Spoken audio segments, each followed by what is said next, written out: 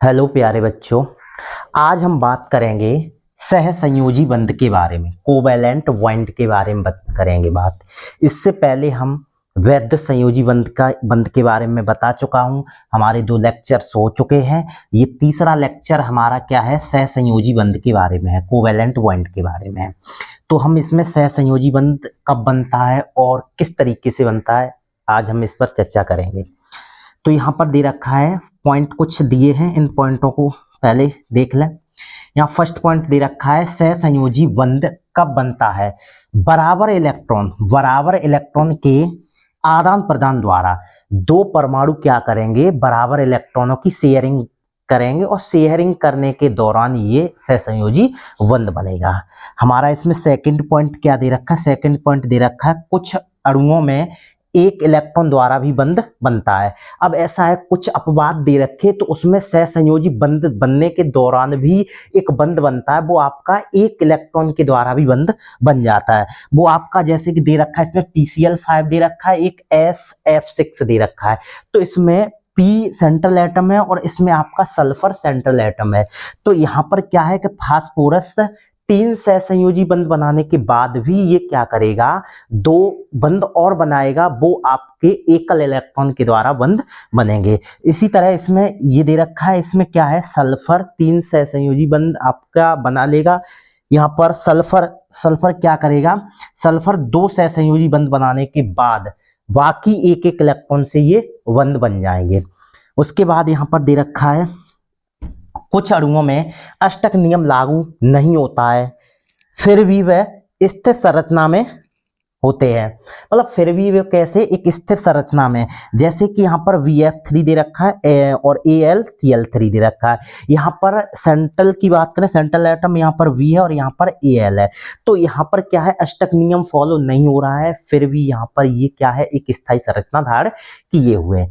तो हम इनकी बात हम बाद में करें, पहले हम ये देख लें, कुछ एग्जाम्पल्स ऐसे ले लें जो आपके सहसंयोजी बंध इनके बीच बढ़ रहा है।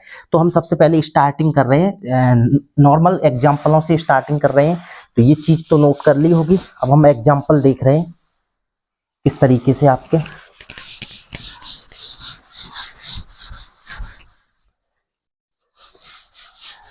जैसे मैंने सबसे पहले मीथिन लिया CH4। अब CH4 है, मीथिन है। अब मीथेन में अगर आप बात करेंगे तो यहाँ पर कार्बन सेंट्रल एटम है, यहाँ पर कार्बन क्या है, सेंट्रल एटम है। अब कार्बन की अगर हम बात करें तो इसका कितना 6 क्रमांक होता है, तो इसका 1s2 2s2 और 2p4। अगर हम बात करूं इसका, तो इसके जो संयोजी कोष में अगर हम इसका वैलेंस इलेक्ट्रॉन की बात करें, अगर देखा जाए तो इसके फर्स्ट कोष में 2 इलेक्ट्रॉन्स पहुंचे और इसके सेकंड कोष में कितने पहुंचे, नहीं यहाँ पर ये थोड़ा गलत हो रहा है, यहाँ 2p2 रहेगा। तो यहाँ पर कितना, सेकंड कोष में इसके 4 इलेक्ट्रॉन पहुंचे, कितने पहुंचे, 4 इलेक्ट्रॉन्स पहुंच चुके सेकंड कोष में। तो कार्बन के सेकंड कोष में 4 इलेक्ट्रॉन पहुंच गए हैं। अब क्या होगा कि यही जो आउटर सेल होता है, परमाणु का जो आउटर सेल होता है, उसे ही हम क्या कहते हैं, संयोजी कोष कहते हैं। तो यहाँ पर कार्बन को क्या कहेंगे, संयोजी कोष कहेंगे। तो कार्बन की वैलेंसी, अब यहाँ पर इसके आउटर सेल में 4 इलेक्ट्रॉन है, तो ये 4 किसी को देगा नहीं। अब क्या करेगा, ये बराबर की साझेदारी करेगा और बराबर की साझेदारी करके अष्टक रूल फॉलो कर लेगा। तो यहाँ पर देखो किस तरीके से, देखो कार्बन को यहाँ दिखाओ तो 1 2 3 4 कार्बन के आउटर सेलों के इलेक्ट्रॉन दिखा दिए। अब इसके साथ जुड़े कितने हाइड्रोजन है, 4 हाइड्रोजन, 1 हाइड्रोजन 2 हाइड्रोजन और 3 हाइड्रोजन और 4। तो यहाँ इस तरीके से 4 हाइड्रोजन जुड़े हुए हैं। अब प्रत्येक हाइड्रोजन पर एक एक इलेक्ट्रॉन है, प्रत्येक पर एक एक इलेक्ट्रॉन है। अब क्या होगा, ये वाला हाइड्रोजन इससे संयोग करेगा, ये हाइड्रोजन इससे, और ये वाला इससे, और यहाँ पर क्या, ये वाला हाइड्रोजन इससे संयोग करेगा। तो हाइड्रोजन के आउटर सेल में फुलफिल होने के लिए 2 इलेक्ट्रॉन की आवश्यकता, मतलब इसके पास एक तो है ही, इसे एक और मिल जाए तो ये हीलियम की स्थायी संरचना धारण कर लेगा। तो यहाँ पर क्या है, इस हाइड्रोजन को एक एक इलेक्ट्रॉन मिला कार्बन से, तो ये स्थिर हो गया। अब क्या करेगा, कार्बन इन चारों हाइड्रोजनों से एक एक जब इलेक्ट्रॉन ले लेगा, जिस तरह से इन्होंने हाइड्रोजनों ने इलेक्ट्रॉन लिया इस कार्बन का, उसी तरह से ये कार्बन भी इसका एक एक इलेक्ट्रॉन ले लेगा। तो यहाँ पर जो संरचना की बात आती, तो संरचना इस तरह से बन जाएगी H। अगर हम बंध की बात करें तो ये वाला सहसंयोजी बंध यहाँ बन गया, एक बंध यहाँ बन गया और एक बंध यहाँ बन गया। तो इस तरह से कुछ मीथेन की संरचना प्राप्त होगी। और मैं बता दूं एकल बंध बनने के दौरान 2 इलेक्ट्रॉन जाते हैं। क्यों? क्योंकि इधर से देखो एक इधर से एक इधर से, तो यहाँ पर ये बॉन्ड कंप्लीट हुआ, ऊपर एक इधर से एक इधर से, तो ये बॉन्ड और इसी तरीके से ये भी बॉन्ड तैयार बन के हो गए। तो इस तरीके से ये क्या हुआ कि ये बराबर इलेक्ट्रॉनों की शेयरिंग से सहसंयोजी बंध बन के तैयार हो गया। अब नेक्स्ट एग्जाम्पल देख रहे हैं इसमें। नेक्स्ट एग्जाम्पल जैसे आपका दे रखा है यहाँ पर CCl4 कार्बन टेट्राक्लोराइड दे रखा है। इसका नाम क्या है? कार्बन टेट्राक्लोराइड है। अब कार्बन टेट्राक्लोराइड है तो यहाँ पर कार्बन क्या है? एक सेंट्रल एटम है। अब पता कैसे चला कार्बन सेंट्रल एटम है? अब सेंट्रल एटम इसलिए पता चला, यहाँ पर आपको मालूम है कि यहाँ पर क्लोरीन के आउटर सेल में 7 इलेक्ट्रॉन्स होते हैं। अब क्लोरीन के आउटर सेल में 7 इलेक्ट्रॉन होते हैं तो ये क्या करेगा? ये इलेक्ट्रॉन किसी से अब इसके आउटर सेल में 7 है तो इसे 1 इलेक्ट्रॉन की आवश्यकता है। कितने की है? 1 इलेक्ट्रॉन की आवश्यकता है। तो इसलिए यहाँ पर पता चल जाता है कि किसको कितना, क्या कौन सा सेंट्रल एटम है, कौन सा सेंट्रल एटम नहीं है। तो यहाँ कार्बन की बात है तो कार्बन 6 होता है, तो कार्बन 6 होता है 2,4 हो गया, कार्बन का हो गया। क्लोरीन की अगर बात करूं हम Cl, क्लोरीन 17 होता है तो यहाँ पर क्या रहेगा? 2,8,7। तो ये रहेगा आउटर सेल में 7 पहुंच रहे क्लोरीन के।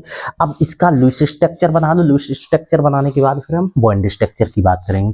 तो यहाँ पर ये रहा लुईस स्ट्रक्चर कार्बन का 1 2 3 4, कार्बन का एक Cl इस तरफ, एक Cl इस तरफ, एक Cl इस तरफ और एक Cl इस तरफ, चारों तरफ Cl। कार्बन Cl के आउटर सेल में 7 इलेक्ट्रॉन दिखा दो, 1 2 3 4 5 6 7, 1 2 3 4 5 6 7, सभी क्लोरीन के साथ साथ दिखा दो, 4 5 6 7, 1 2 3 4 5 6 7।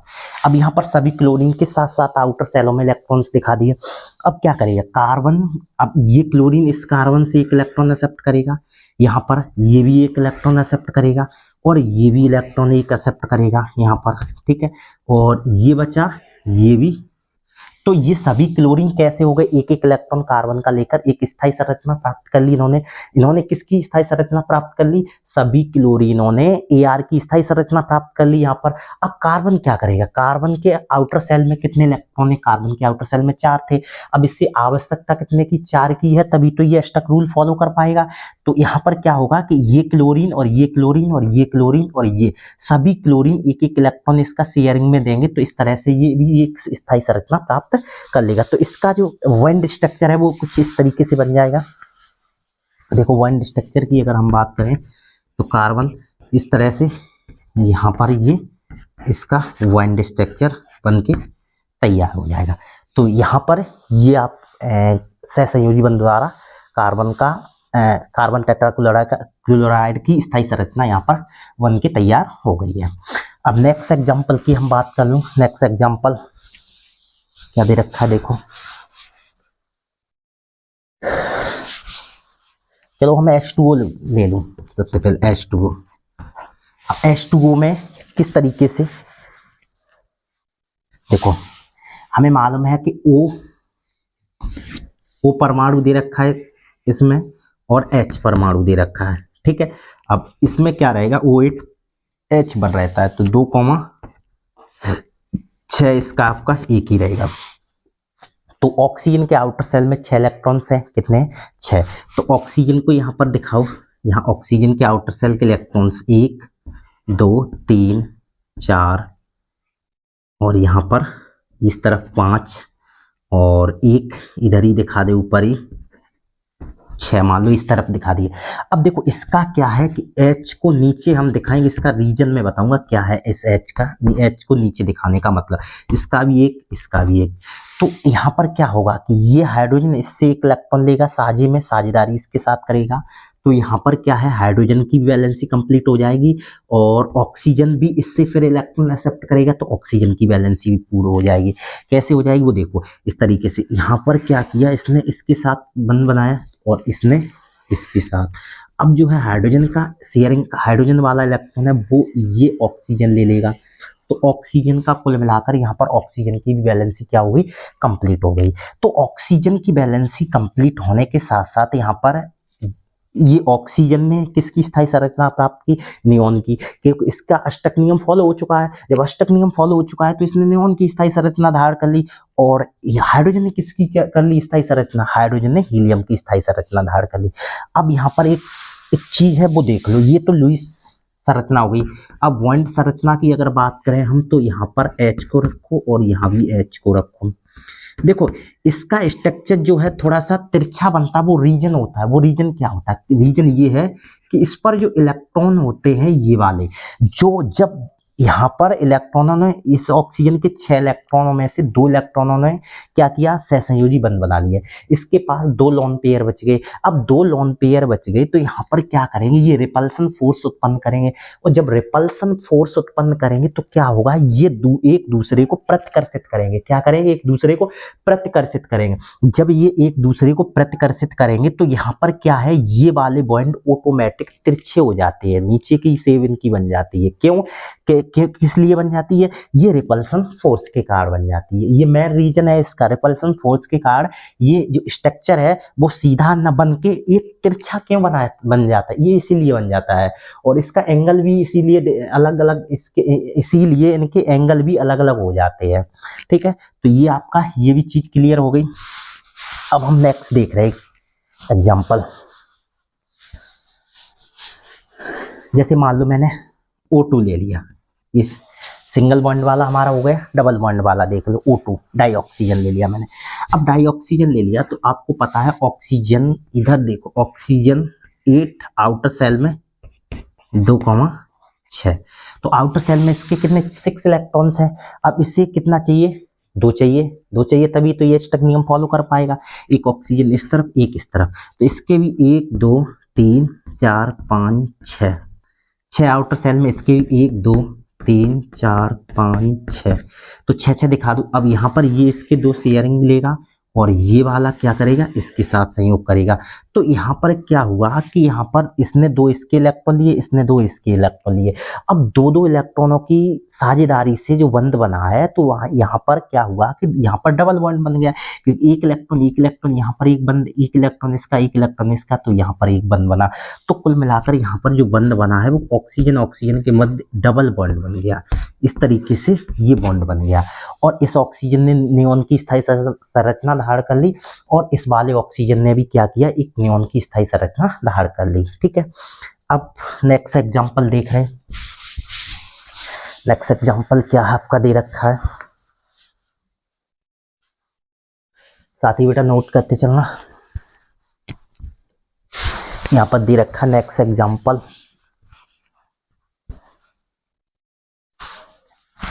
N2 का देख लो, N2। अब आपको मालूम है नाइट्रोजन का क्रमांक कितना होता है, N परमाणु का क्रमांक आपका 7 है, 7 है, तो इसका 2,5 ये रहता है। तो इसके आउटर सेल में विषम इलेक्ट्रॉन होते हैं, 5 इलेक्ट्रॉन होते हैं किसके, नाइट्रोजन के आउटर सेल में।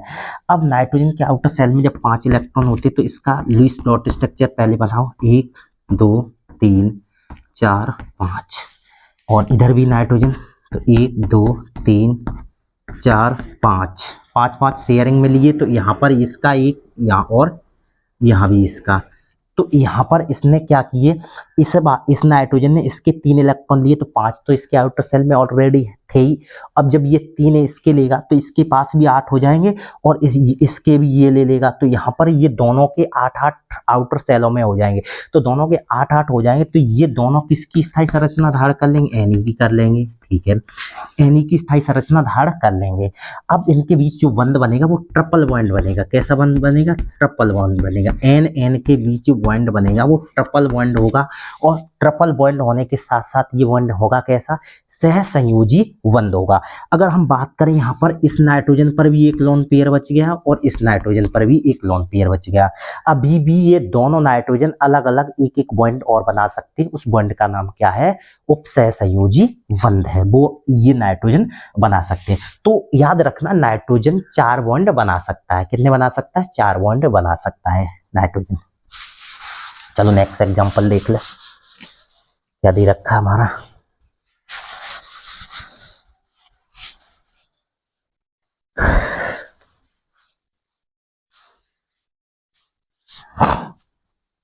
जैसे मैं देख रहा हूँ C2H4, ये एथिलीन है।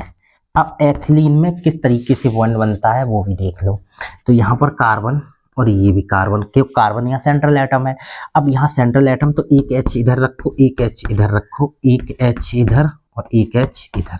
अब हाइड्रोजन के आउटर सेल में एक इलेक्ट्रॉन होता है, एक एक दिखा दो हाइड्रोजन के आउटर सेल। कार्बन के आउटर सेल में 4, 1 2 3 4, 1 2 3 4, ठीक है।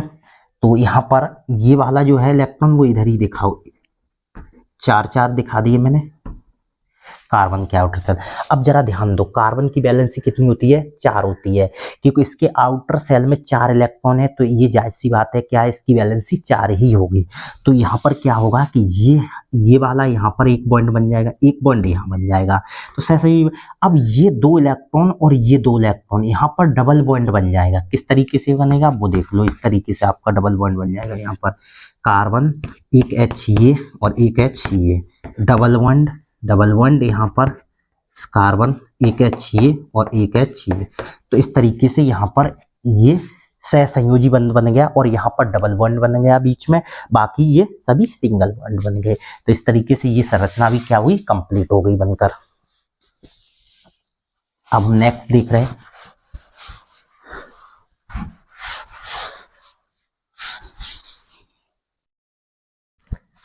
अब हम बात करेंगे जो आपके एग्जाम्पल थे VF3 था एक, और एक एग्जाम्पल था AlCl3।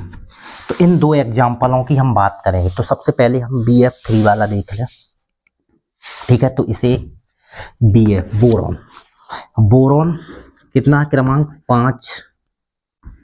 5 है, इलेक्ट्रॉनिक विन्यास 2,3 रहेगा, ठीक है। क्या रहेगा 2,3। फ्लोरीन का अगर हम कर लें तो फ्लोरीन कितना है 9 है, इसका क्या रहेगा, इसका रहेगा 2,7, क्या रहेगा 2,7। अब फ्लोरीन के आउटर सेल में 7 इलेक्ट्रॉन है, कितने 7 इलेक्ट्रॉन है। तो चलो पहले हम इसकी बात कर लें, बाद में इसकी बात करेंगे, ठीक।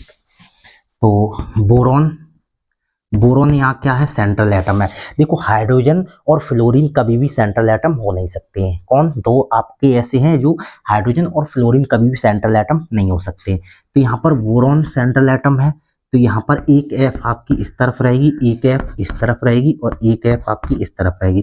7 आउटर सेलों की दिखा दो, 1 2 3 4 5 6 और एक यहाँ 7, 1 2 3 4 5 6 7, 1 2 3 4 5 6 7, इसके 3 1 2 3।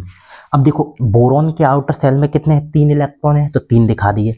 अब यहाँ पर सोचने वाली बात यह है कि यहाँ पर ये क्या करेगा, ये एक इलेक्ट्रॉन इसका लेगा, यहाँ पर बंद बना, एक इलेक्ट्रॉन इसने इसका लिया, यहाँ पर बंद बन गया, एक इलेक्ट्रॉन इसका यहाँ पर जाएगा तो यहाँ भी बंद बन जाएगा। तो अब फ्लोरीनों ने तो अपना अष्टक पूरा कर लिया, लेकिन अब सेंट्रल एटम बोरॉन की बात आती है।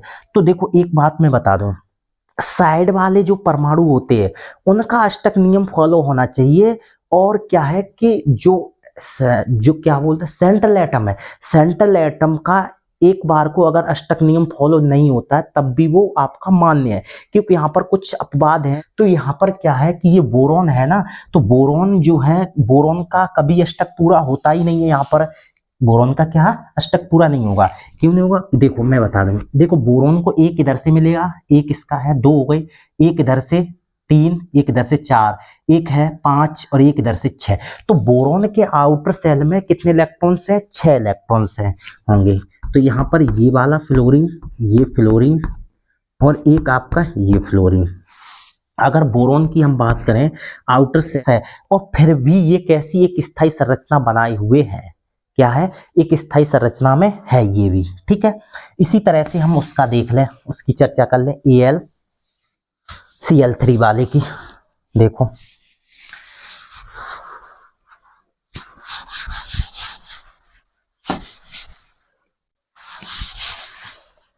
अब हम चर्चा करेंगे AlCl3। अब यहाँ पर एल्यूमिनियम का आपको मालूम है क्रमांक कितना है, 13। एल्यूमिनियम का क्रमांक कितना होगा 13, तो यहाँ 2,8,3 रहेगा। ठीक है, और आपका Cl का 17 है, तो इसका क्या रहेगा 2,8,7, 2,8,7 रहेगा, ये रहेगा। अब एल्यूमिनियम को सेंट्रल एटम रखो, मानो एल्यूमिनियम सेंट्रल एटम हो गया, एक Cl इस तरफ, एक Cl इस तरफ और एक Cl इस तरफ। ठीक है, अब यहाँ पर 7 इलेक्ट्रॉन, 1 2 3 4 5 6 7, 1 2 3 4 5 6 और एक 7, यहाँ भी 1 2 3 4 5 6 7। अब एल्यूमिनियम के आउटर सेल में कितने 3 इलेक्ट्रॉन है, तो 3 दिखा दो, 1 2 3, तो 3 इलेक्ट्रॉन्स आउटर सेलों में है इनके, तो 3 इलेक्ट्रॉन्स जब आउटर सेलों में है, इसके आउटर सेल में 3 इलेक्ट्रॉन है, 3 नहीं मतलब 3 इलेक्ट्रॉन एल्यूमिनियम के आउटर सेल में है। तो यहाँ क्या करेगा, देखो क्लोरीन 1 इलेक्ट्रॉन इसका लेगा, तो यहाँ पर इसकी बैलेंसिंग कंप्लीट हो जाएगी, ये इसका अष्टक रूल फॉलो हो जाएगा। ये इलेक्ट्रॉन एल्यूमिनियम इसको देगा, तो इसकी बैलेंसिंग कंप्लीट, इसको तो इसकी बैलेंस। अब एल्यूमिनियम क्या करेगा, अब जब इसने 3 इलेक्ट्रॉन साझे में दिए, तो इसे 3 ही इलेक्ट्रॉन क्या होंगे साझे में मिलेंगे। तो यहाँ पर क्या होगा, एल्यूमिनियम की कुछ इस तरह से स्थायी संरचना बन जाएगी। यहाँ पर ये वाली कुछ स्थायी संरचना बन जाएगी ये। तो स्थायी संरचना जब इसकी ये बनेगी, तो एल्यूमिनियम की यहाँ पर Al के आउटर सेल में टोटल इलेक्ट्रॉन 6 पहुंचे हैं। तो यहाँ भी क्या हुआ कि अष्टक नियम फॉलो नहीं हुआ, लेकिन अष्टक नियम फॉलो नहीं हुआ, ये फिर भी कैसा है, एक स्थायी संरचना को प्राप्त किए हुए है। यहाँ पर एक स्थायी संरचना इसने प्राप्त कर ली है। और इसके संयोजी कोष में कितने 6 इलेक्ट्रॉन, मैंने 2 एग्जांपल्स आपको दिए हैं जो अपवाद है, एक आपका AlCl3 वाला और एक आपका Bf3 वाला। तो ये अष्टक नियम फॉलो नहीं करते हैं। अब देखो कुछ एग्जांपल्स ऐसे हैं जिनमें सेंट्रल एटम में क्या है कि 8 इलेक्ट्रॉनों से अधिक भी इलेक्ट्रॉन है। कुछ एग्जांपल ऐसे हैं जिनके सेंट्रल एटम में 8 इलेक्ट्रॉनों से ज्यादा भी इलेक्ट्रॉन है। ठीक है, तो देखो कौन कौन से वो देख रहे हैं।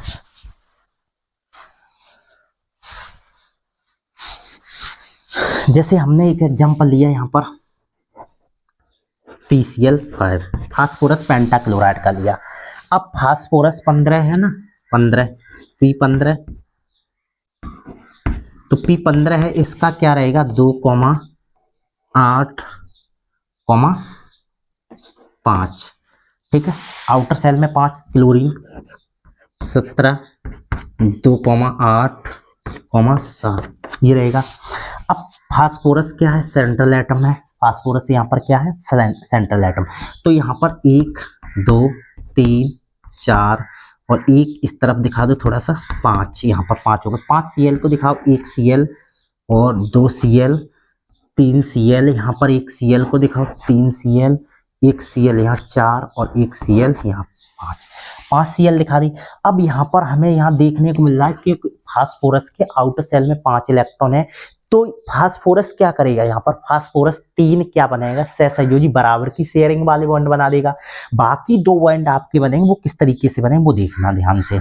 यहाँ पर क्या होगा, यहाँ ध्यान से देखना, यहाँ पर इसके आउटर सेल में कितने 7, 1 2 3 4 5 6 7, इसके भी 7 हैं, 1 2 3 4 5 6 7।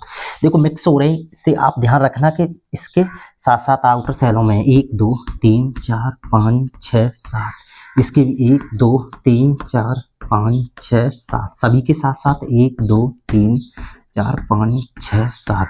अब यहाँ पर इस तरीके से साथ साथ सबके इलेक्ट्रॉन हैं। अगर हम संरचना की बात करें तो इसकी देखो किस तरीके से संरचना है, ये तो लुईस डॉट स्ट्रक्चर हो गया।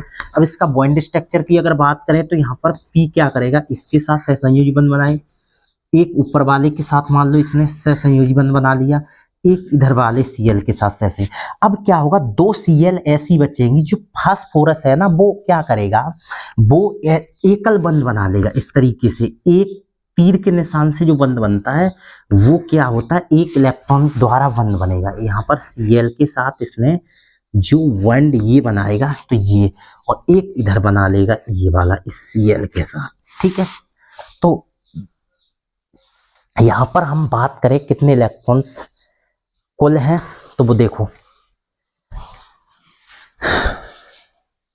देखो यहाँ पर इसका अष्टक नियम तो फॉलो हो चुका है यहाँ पर, फिर भी क्या हुआ, डबल Cl है थे, तो डबल Cl को यहाँ पर इस फास्फोरस के यहाँ 2 इलेक्ट्रॉन्स बचे हुए थे, इसने क्या किया, एक इलेक्ट्रॉन इस Cl के साथ बंध बना लिया और एक इलेक्ट्रॉन द्वारा इस Cl के साथ बंध।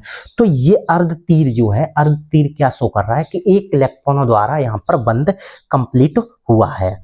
तो इस तरीके से एक एक इलेक्ट्रॉन द्वारा बंध भी कंप्लीट होता है। तो यहाँ कुछ ऐसे अपवाद भी हैं जिन्हें हमें ध्यान में रखना है। देखो यहाँ पर ये वाली जो संकल्पना है, ये संगणन की संकल्पना है। किसकी है? संगणन, संगणन की संकल्पना।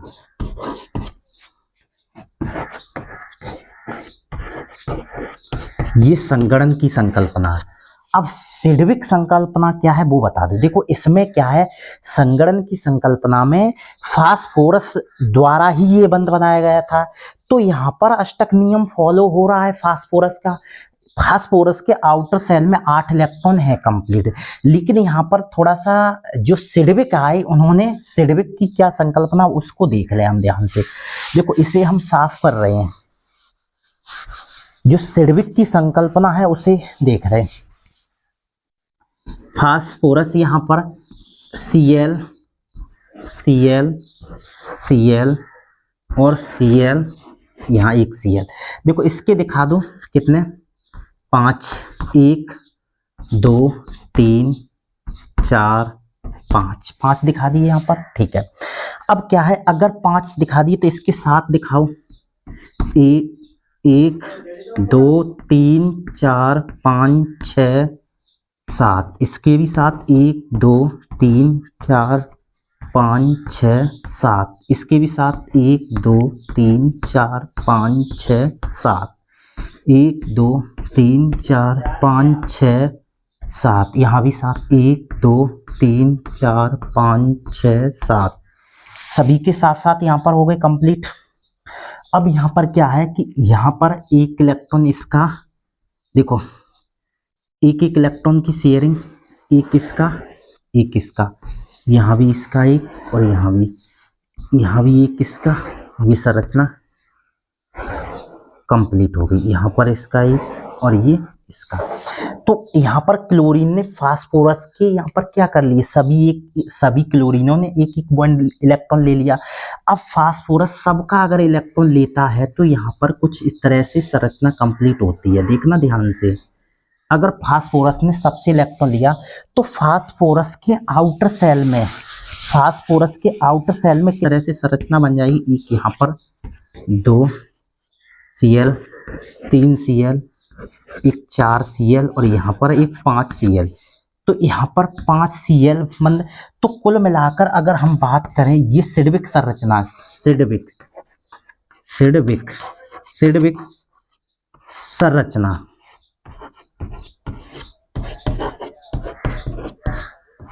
सिडविक संरचना है। अब सिडविक संरचना में क्या हुआ कि सिडविक संरचना में फास्फोरस की अगर हम वैलेंसी की बात करें तो फास्फोरस की वैलेंसी कितनी हो रही है, 10 हो रही है। क्या है, 10 हो रही है। और संगणन संकल्पना की बात करें तो वहां पर अष्टक नियम फॉलो हो रहा था। वहां पर क्या था, अर्ध तीर के द्वारा 2 क्लोरीन की वैलेंसी कंप्लीट हो रही थी और वहां पर बंध आपका कंप्लीट हो रहा था। तो सिडविक संकल्पना ये थी क्लोरीन के द्वारा, ठीक है। अब यदि हम बात करें इसमें जो आपका SF6 दे रखा है उसकी हम बात कर ले रहा हूं। तो SF6 के बारे में देख लो। SF6, ठीक है। पहले क्या करेंगे, पहले हम देखेंगे संगणन संकल्पना। तो संगणन में देख लो, सल्फर सेंट्रल एटम है, फ्लोरीन 6, 1 2 3 4 5 और 6, सभी फ्लोरीन 6 दिखा दी। इसके आउटर सेल में सल्फर का क्या होता है, सल्फर का होता है 16, 2,8, 6। तो आउटर सेल में 6 और फ्लोरीन 9 होता है 2,7, ये रहेगा। तो सभी फ्लोरीन के क्या करो, आउटर सेल में साथ साथ दिखा दो। तो सबसे पहले हम सल्फर के दिखा दे, कितने, 6। तो यहाँ पर 1 2 3 4 5 6, 6 दिखा दी। इसके साथ 1 2 3 4 5 6 7, 1 2 3 4 5 6 7, इसके 1 2 3 4 5 6 7, इसके 1 2 3 4 5 6 7, 1 2 3 4 5 6 7, 1 2 3 4 5 6 7।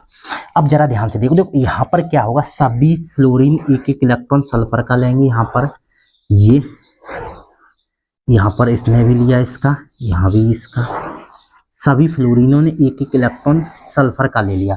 तो जब सभी फ्लोरीनों ने एक एक इलेक्ट्रॉन सल्फर का लिया तो यहाँ पर क्या हुआ, देखो देखो यहाँ पर दो तो सहसंयोजी बंध बन जाएंगे। क्या बनेंगे, दो सहसंयोजी बंध बन जाएंगे। सल्फर क्या करेगा कि किसी कोई दो फ्लोरीन के साथ एक ये फ्लोरीन और ये फ्लोरीन, बाकी के साथ क्या करेगा, अपना एक इलेक्ट्रॉन द्वारा अर्ध तीर, ये दूसरा बंध बना लिया, यहाँ पर अर्ध तीर के द्वारा ये भी बना लिया, और यहाँ पर देखना ध्यान से, एक यहाँ पर अर्ध तीर के द्वारा यहाँ पर भी फ्लोरीन के साथ बना, और एक अर्ध तीर के द्वारा यहाँ भी। तो ये संगणन संकल्पना हो गई। किसकी होगी, संगणन संकल्पना, संगणन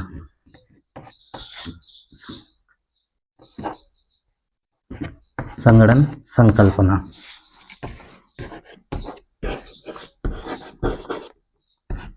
ये संगणन संकल्पना।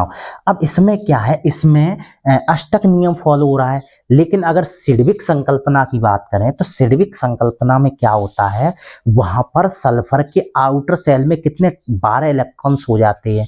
अब वो किस तरीके से हो जाते हैं वो देख लो। यहाँ पर ये संरचना कंप्लीट कर ली। नेक्स्ट संरचना हम सिडविक संरचना की बात करें। देखो सिडविक संरचना क्या दे रखी है आपकी, उसको देख लें। देखो सिडविक संरचना में क्या रहेगा, सल्फर यहां पर रहेगा, एक एफ इधर, एक एफ इधर, एक एफ इधर, एक एफ इधर, और एक एफ इधर, और एक एफ इधर, 6 एफ हो गई। ठीक है, आउटर सेल के इलेक्ट्रॉन दिखा दो, 1 2 3 4 5 6 दिखाओगे। देखो इस फ्लोरीन के आउटर सेल में 7 होंगे। अब हम दिखाते नहीं, इसके भी 7 होंगे। यहाँ पर ये इलेक्ट्रॉन मिला, इसको इलेक्ट्रॉन, ये भी इलेक्ट्रॉन, और ये भी इलेक्ट्रॉन, और ये इलेक्ट्रॉन, ये इलेक्ट्रॉन। अब सभी इलेक्ट्रॉन, सब सल्फरों ने इलेक्ट्रॉन, मतलब सब फ्लोरीनों ने सल्फर से एक एक इलेक्ट्रॉन ले लिया। तो क्या करेगा सल्फर भी, जब ये बराबर की साझेदारी हो रही है ना, सिडविक संकल्पना है, तो यहाँ पर क्या रहेगा, यहाँ पर ये इस तरीके से कुछ बन जाएगा। यहाँ पर ये एफ, और ये एफ, ये एफ, ये एफ, और यहाँ पर ये एफ, और ये एफ। ध्यान से देखना ये। तो यहाँ पर कुल मिलाकर सल्फर के अगर आउटर सेलों की बात करें तो यहाँ पर सल्फर के आउटर सेल में 12 इलेक्ट्रॉन्स हो गए। तो यहाँ पर कुछ ये अपवाद दे रखे, तो इन्हें विशेष हमें ध्यान रखना। कौन कौन सा, एक PCl5 दे रखा है, एक आपका SF6 दे रखा है। ठीक है, अगर आपको वीडियो पसंद आती है तो लाइक, सब्सक्राइब एंड शेयर करना